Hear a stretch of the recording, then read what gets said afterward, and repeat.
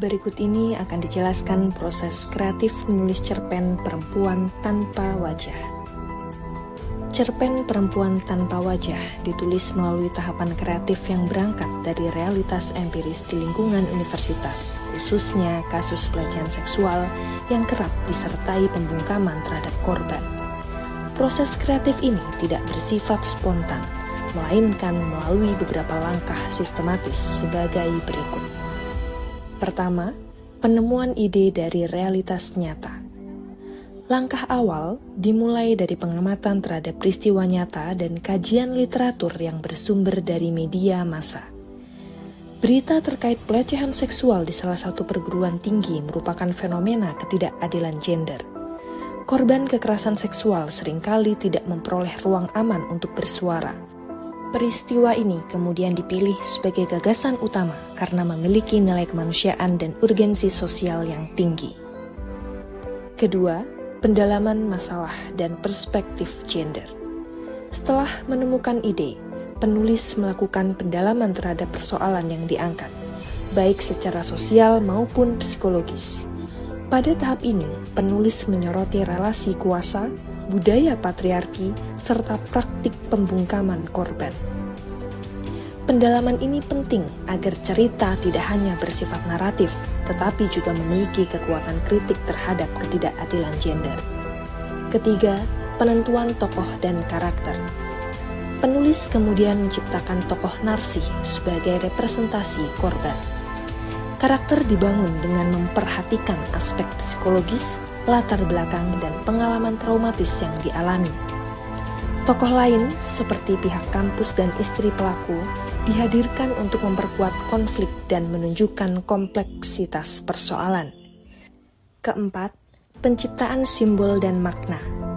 Langkah berikutnya adalah menghadirkan simbol tanpa wajah sebagai inti cerita. Simbol ini digunakan untuk menyampaikan makna yang lebih dalam, yaitu hilangnya identitas korban, tekanan sosial, serta ketidakmampuan sistem dalam melindungi perempuan. Penggunaan simbol menjadi strategi estetis untuk memperkuat pesan cerita.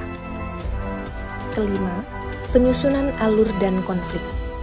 Penulis menyusun alur secara bertahap, dimulai dari keberanian tokoh untuk berbicara, kemudian dihadapkan pada penolakan dan tekanan dari berbagai pihak. Konflik dibangun secara berlapis, meliputi konflik batin, konflik sosial, dan konflik institusional. Klimaks diarahkan pada situasi ketika korban tidak lagi menemukan keadilan. Keenam, penguatan dialog dan narasi. Dialog dalam cerpen dirancang untuk mempresentasikan realitas, terutama bentuk-bentuk pembungkaman yang sering terjadi di lingkungan kampus. Narasi diperkaya dengan deskripsi psikologis agar pembaca dapat merasakan pengalaman batin tokoh secara lebih mendalam. Ketujuh, penentuan akhir cerita atau ending simbolik. Akhir cerita ditentukan dengan menghadirkan tindakan membuang wajah sebagai simbol puncak. Ending ini tidak hanya berfungsi sebagai penutup cerita, tetapi juga sebagai bentuk kritik terhadap sistem yang gagal memberikan keadilan bagi korban. Kedelapan, revisi dan penyelarasan pesan.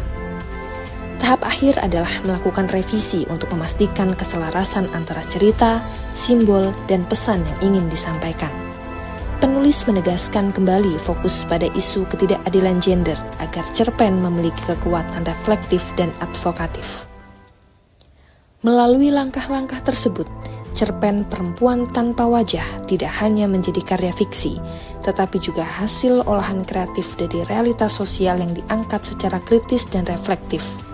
Proses ini menunjukkan bahwa penulisan cerpen berbasis kejadian nyata memerlukan kepekaan, kedalaman analisis, serta kemampuan estetis dalam mengolah fakta menjadi narasi yang bermakna.